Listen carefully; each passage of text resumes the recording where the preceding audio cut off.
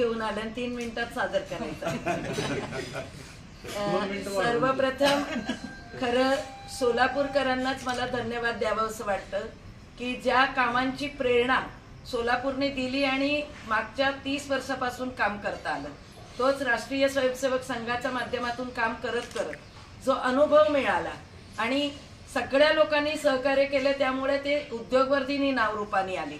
म्हणून राजभैया आणि ते रोटरीच्या कामाने एकत्र काम करत असताना राजभैयांच्या मनात तिकडचे अयोध्याची मीटिंग मध्ये आले होते की भंडाऱ्यांच्या गोष्टी चालू आहे आणि सोलापूरला भंडारा असं कधी कल्पनेतही नव्हतं। तर त्यांनी मला तिथून फोन केला पहिला कि भाभी जी भंडारा की बात चल रही है, हम लोग कर सकते हैं क्या, हाँ बोल के आ जाओ। एवढंच बोललं, त्यांनी फोन ठेवून टाकला। आणि तिकडून आल्यानंतर मंकापुरेजी आणि राजभैया आले की आपल्याला सामान किती लागेल, किती खर्च लागेल, जर भंडारा करायचा तर रोज 4000 लोकांना जेवण आपण तिथं भोजन प्रसाद द्यायचा आहे। तर त्याची आम्ही उद्योग अन्नपूर्णाच्या आधारावर सगळे लिस्ट काढली, खर्च काढला आणि तो दिला। परत ते तिथं मीटिंगला गेले आणि आल्यानंतर ते निराश झाले होते। खरं राजभैया हे आचार्य गोविंदगिरी महाराजांचा मुळे त्यांना तिथपर्यंत जाता आले आणि म्हणून आपल्याला ही सौभाग्य मिळालं, हे कधीच आपल्याला विसरता कामा नये। आणि ते नाराज झाले की संघवाले सगळं सहज घेतात म्हणे। तिथं बैठकीत मी म्हणले असं असं, ते सीएनच्या भाषेत सगळं लिहून गेले, आपलं रोटरी प्रमाणे सगळं निवेदन आहे ते सगळं। ते म्हणे हो जाएगा, तुम लोग लगा दो। अरे हो जाएगा का, अरे आज आओ हो जाएगा म्हणे। कोणी असं नीट उत्तर दिलं नाही आणि मला थोडे शासंक वाटते। म्हणलं काही नाही, आपण करूया, ते हो जाएगे म्हणजे हो जाएगे। आणि असं हे करत आम्ही नियोजन केले आणि दोघं जण आले की असं असं व्यवस्था करायची। तर दोघंही म्हणले की, मी म्हणले बनवणार कोण, पण ते म्हणे आता त्याने म्हणले की आचार्य वगैरे बसतात, बघतो करतो ते व्यवस्था मी करतो। म्हणलं काय, योगी मोदी आणि मान्य परमपूज्य संघ चालकजी म्हणजे मोहनजी भागवतांनीच म्हणावं की महिलांना पुढे घ्या आणि तुम्ही आपलं तिथंच आहे। तर म्हणे तुम्ही वाढायला वगैरे बायकांना जमणार नाही, खूप जड असते, एवढा मोठ्या याच्यात तिथं जायचंय, कंदी आहे। म्हणलं आम्ही वाढण्यात इंटरेस्ट ठेवत नाही, आम्ही अन्नपूर्णा आहोत, आम्ही बनवण्यात इंटरेस्ट ठेवतो आणि आम्ही ती जबाबदारी घेऊ। आणि ते निश्चित झाले, ती जबाबदारी मिळाली। 4 मैत्रिणींना, कांचन आणि आमच्या 4 मैत्रिणींना सांगितलं की आपल्याला असं महिला 15-15च्या टीम मध्ये घेऊन जायचंय। आणि संध्याकाळपर्यंत 350 महिलांची यादी आली की आम्ही येणार, तयार आहोत। म्हणजे तेव्हा त्यांना माहित नव्हतं की आम्ही त्यांना येण्या जाण्याचं देणार आहे, काही मानधन देणार आहे, काही नाही। पण एक तत्व पाळलं होतं की उद्योगवर्धिनीच्या महिलांना नाही घेऊन जायचं, नवीन संपर्क जोडायचंय, कारण पुढे काम करायचंय तर आपल्याला पूर्व भागातला बीडी मरकर महिलांमध्ये करायचंय, जिथं जे संकट मोठं आहे, इतक्या समस्या आहेत पण त्या महिला एकत्र येऊन काही करू शकत नाही। तर त्या महिला माझ्या बरोबर 10-10 दिवस राहिला तर आपल्याला एक संघटनात्मक रचना करता येईल, हा माझा स्वार्थ होता। म्हणून बीडी वर्कर्स महिलांना सगळ्यांना तिथं इन्व्हाइट केले। एक प्रतिनिधी आमचा दिला।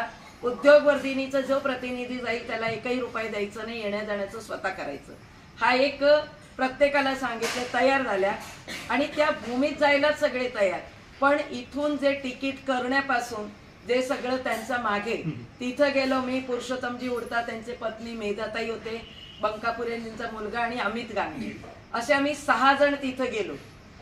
तिथं गेलो संध्याकाळी आम्ही 5 वाजता पोहोचलो, प्रचंड थंडी। आणि पहिला तरी त्या भूमीवर जेव्हा उतरलो की एक रोमांचच होता। विमानतळावर सरळ साष्टांग घातलो आणि आपोआप डोळ्यात पाणी होतं। आणि त्या नंतर गेलो असं मस्तीत होतो की सगळं तयारच आहे, तिथं सांगितलेलं होतं सगळं होऊन जाईल। तिथं पोचलो, बघितलं तर एक शेड मारून दिलेला आणि माकडं इतकी होती त्याच्यात, सगळीकडे माकड। आणि ते ज्या आश्रम आम्हाला दिला होता तिथं त्यांना बोललो, ते बोलायला तयार नाही, सगळ्यांना बाहेर उभं केलं, हळूच आत घुसले, जय श्रीराम करत आत घुसले। गोड भाषा कामाला आली आणि त्यांना म्हणले की आम्हाला दिलेलं आहे। तो बोले कि नहीं, आपको वो जगह दी है, वो जगह ले लो। बोले जगह दे दो, वो तो शेड है, कुछ नहीं, गद्दा नहीं, कुछ नहीं, नहीं वो हमें मालूम नहीं, जमीन दे दी, अभी आपका काम है, आप देख लो। म्हणलं माणुसकीच्या नात्याने रामजीचा दरबारात आलेलं आहे, 1 रात्र राहायला 1 रूम असेल तर द्या, 2 रूम द्या, आम्ही जे काही असेल ते देऊ। असं करून रूम मध्ये घुसलो, सरळ चालत गेलो कारसेवकपुरम आणि ते आम्हाला 1.5 किलोमीटर होतं। आम्ही रोज 10 किलोमीटर सगळे 4 जण चालत होतो. इकडून इकडे कोणी आम्हाला उत्तर देऊन भेटायला तयार होत नव्हतं. भेटले तर म्हणायचं, आता सतीशजींना भेटले ते म्हणायचं बंकापुरे को बोल दिया वो कर देंगे. बंकापुरेजी म्हणायचे राम रेड्डी सरांना सांगितलेलं हो जाएगा. राम रेड्डी सर म्हणायचे देखो ये काम है अपना, राम का काम है, खुद कर लो, जो मिले उसमें करो. आणि मग कामाला लागलो की रामजीला 550 वर्ष लागले स्वतःला, तर आपण इथे हिंमत करायची.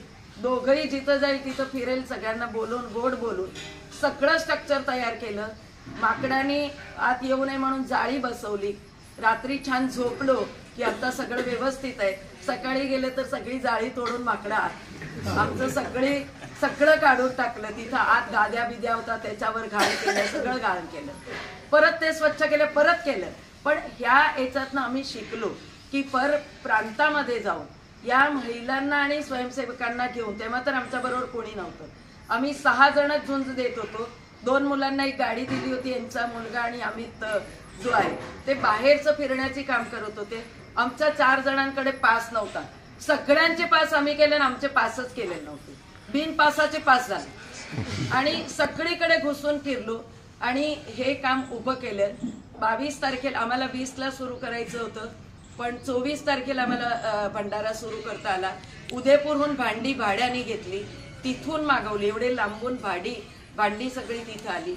आल्यानंतर सगळी व्यवस्था, तिथं धान्य वगैरे विकत घेणं करणं. आणि पहिल्या दिवसाच्या अनुभवापासून आम्ही स्वयंपाक बनवायला सुरुवात केली. एकही वस्तात पक्का नाही. जे आमचा अनुभव आहे त्याच्यावरनच सगळा प्रसाद बनवला.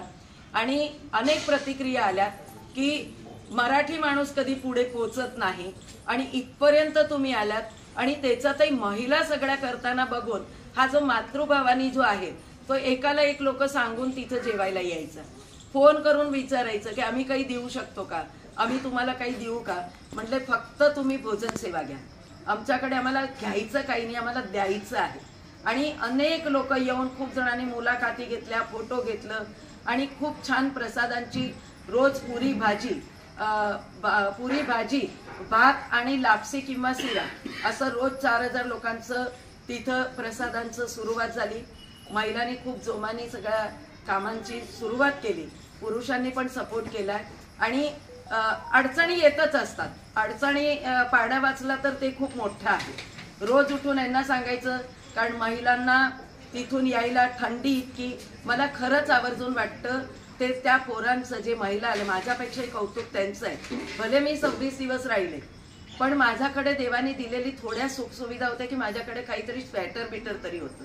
पण आमच्या येणाऱ्या महिलांना मी सांगितलं होतं एवढं घेऊन या, तरीही त्यांनी काय ते पंचा आणलेला होता. म्हणजे कानाला बांधायलाही पंचा आणि पांघरायलाही पंचाच होता. आणि ह्या पंचांमध्ये एवढी थंडी कशी राहणार. पण तरीही बायका, काही 3-4 पोरांच्या याच्यात पायात चप्पल नाही, पण तसंच रामाची सेवा करायला मिळावी म्हणून आलेले होते. काल आम्ही काही लोकांनी तिथं मुलाखत पर्वामध्ये घेतल्या, तर त्या बाईला म्हणले तू येताना किती पैसे आणले, तर म्हणे होतं की माझ्याकडे 160 रुपये घेऊन आले. म्हणजे हे बघा, काही नसताना ती सेवा जी झाली ना, त्यामुळे तो प्रसादही चविष्ट होता. आणि लोक रांग लावून, म्हणजे ओढीमध्ये एक 7-8 जण असे 3 ओढीमध्ये आत लोक आले. आणि ओढी गाडी बघून आमची मुलं सगळी फोटो काढले की ओढी गाडी आली. आणि त्याच्यातनं उतरले. म्हणजे अरे त्याला होते ते महाराष्ट्रामध्ये, पण परप्रांती होते, म्हणजे महाराष्ट्रात. ढूंढते आए ये टेस्ट, यहाँ पे इतने भंडारे लगे लेकिन अपना खाना नहीं मिल रहा है. अपना खाना मिलना वो इतना सौभाग्य है.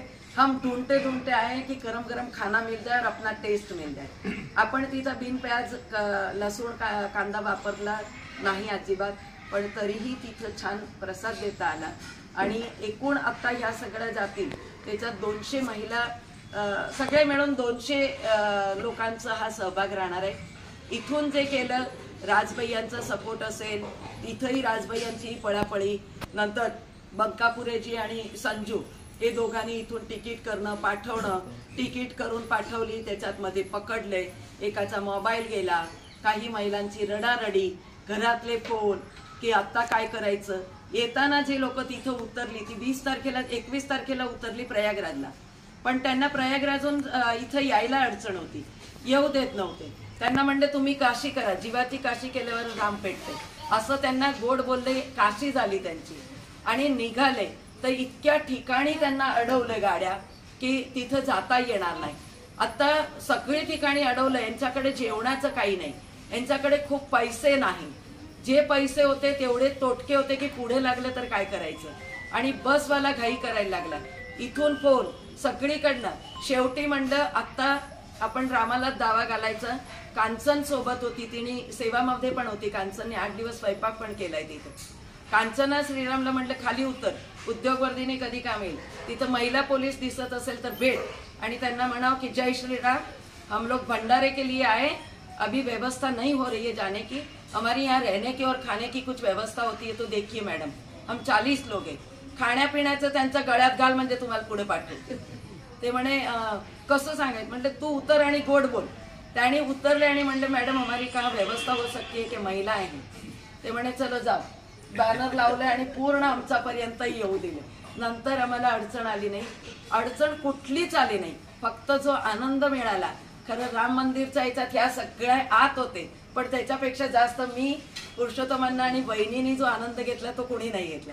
आम्ही बाहेर होतो, जाऊ देत नव्हतं, त्यांच्या मठापर्यंत जायचं होतं. कार सेवेला लोक गेले तसे काट्या कुट्यातनं आम्ही गल्ली गल्ली, माहिती झाली होती ना 8 दिवस फिरून, त्याच्यातनं गेलो. पण बाहेरचा जो जोश होता, लता मंगेशकर चौक ते राम मंदिर हे 1.5 ते 2 किलोमीटर अंतर आहे. आणि तिथून जो जोश होता, प्रत्येक माणूस डोळ्यात पाणी, आणि जो नाचत होता, मस्तीत नाचत होता, म्हणजे कोणाला भानच नव्हतं. आणि राम बघायचं, राम बघायचं बस. आणि जेव्हा ते रामांची मूर्तीचं हे प्रतिष्ठापना झाली आणि लल्ला दिसला, तो आनंद जो आहे. मठात होते तिथं बघून आम्ही पळत सुटलो आणि रोडवर आलो. पोलिसांनी अडवलं, जय श्रीराम केलं आणि घुसलो. असं म्हणजे अगदी लहान आणि दंगल करणारी मुलं झालं ना तसे झालं. आणि सगळे संतांचे दर्शन आम्हाला धोती घालून आले. प्रत्येक पुढे जाऊन पोलिसांजवळ थांबले. सगळे जेवढी लोक सेलिब्रिटी बाहेर पडत होते तिथं आम्ही थांबले आणि सगळ्यांचे दर्शन झाले. सगळ्यांचा व्हिडिओ केला, सगळ्यांशी गप्पा मारत होतो. जसं पोलीसवाले म्हणे आम्हाला काही हे करता येत नाही, तुम्ही मला व्हिडिओ द्या. म्हटलं मला इथून हलवायचं नाही. कोणी आले अधिकारी, चलो चलो म्हणले की ते म्हणायचं थोडे पीछे हटणं फिर आगे चलते जाणे. म्हणजे त्यांनी पण आम्हाला सपोर्ट केलाय प्रत्येक ठिकाणी. म्हणजे मी गेल्यापासून इथं आले तेव्हा मला वेगळा आवाज ऐकायला मिळाला, फक्त रामधून रामधून रामधून. म्हणजे प्रत्येक ठिकाणी राम लल्ला आएंगे आएंगे पहिला हे होतं.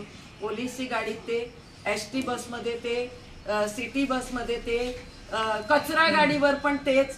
आणि तिथं जर कंपॅरिझन बघायचं झालं तर आपल्यापेक्षा खूप सौम्य भाषेमध्ये सगळ्यांना सांगितलेलं जे गेलेलं होतं, इतके सौम्य भाषेत सगळ्यांचं बोलणं आणि नियोजन. म्हणजे तुम्ही जे गर्दी बघितली, आम्ही 23ला गेलो, शिस्तीत 20 मिनिटात आता 1 ते 1.5 लाख लोक मंदिरच्या याच्यात प्रांगणात असतात, पण 20 मिनिटात तुम्ही दर्शन घेऊन बाहेर येतात. इतकं सुंदर नियोजन. प्रसाद तुम्हाला हातात मिळतो बाहेर आला तेव्हा. तुमचं चप्पल ठेवण्याची व्यवस्था उत्तम आहे, लॉकरची व्यवस्था उत्तम आहे. तिथं बाहेर आला की मस्त चहा टोस्ट आहे, पाहिजे तेवढ्या ठिकाणी जेवणाची सोय. फक्त राहण्याची सोय आता तिथं खूप तोटकी पडतीये, कारण जिथं तिथं लोक रोडवर पण बाजूला झोपायची व्यवस्था आहे, पण कुठेही एक प्लास्टिकची पिशवी, एक प्लास्टिकचा बॉटल्स, कचरा, खाल्ल्याच्या ठिकाणी प्लेट कुठेही नाही. नीट अँड क्लीन. एवढे VIP लोक ज्या रोडनी जाणार होते त्या रोडला आपल्याकडे असते तर एक कोणीतरी मंत्री, साधे मंत्री नसतात, मंत्रीच असतात, पण एखादा कोणीतरी व्यक्ती येणार असले तर पूर्ण रस्ते बंद करतात. असं काही नव्हतं. दोन्ही बाजूनी आम्ही चालत होतो आणि तिथून व्यवस्था होती की यांच्या गाड्याही पास होत होत्या, तेही व्यवस्थित जात होतो, आम्ही व्यवस्थित. इतकं सुंदर नियोजन होतं. आणि त्याचा फक्त मला असं वाटतं की सगळ्यांनी त्या भूमीत जावं आणि अनुभव घ्यावं, तरच हे अद्भुत सोहळ्यांचं. आणि ह्याचं होतं, प्रयत्न करतोय की मी हे लिहिणार आहे. मी रोजचं टिपून ठेवलेलं आहे की काय काय अनुभव आले की एक अनुभव सांगते आणि थांबणार आहे. एक पोलिसांनी येऊन त्यांचा आईंना व्हिडिओ दाखवला आमचा भंडाराचा. अण्णा पण होते आणि ते होते कुठेतरी लांबचे, ओडिशा वगैरे तिथून काहीतरी आलेले होते. पूर्ण टीम होती. रोज पोलीस आपल्याकडेच भंडाऱ्याला जेवायला येतात. आणि त्या यांनी व्हिडिओ करून आईला सांगितलं की अब तुम टेंशन मत लो, अब हमारी अम्मा आ गई है, आणि तेच इतकं रडायला आलं की त्यांनी म्हणलं की माझी आई इथं आलेली आहे, की आता तू टेन्शन घेऊ नको, माझी जेवणाची सोय झाली. असे सगळे पोलीस आमचे फोटो काढून घरी पाठवत होते. बघा मी आज काय जेवतो, कसं मी गरम जेवतो. आणि ही व्यवस्था सगळी जी केली ती समस्त सोलापुरांनी हे सगळी आयोजन करून दिलं नसतं तर हे करणं शक्य नव्हतं. भंडारांचा अनुभव पण आला. आता आपण कुठेही मागे पडू शकत नाही.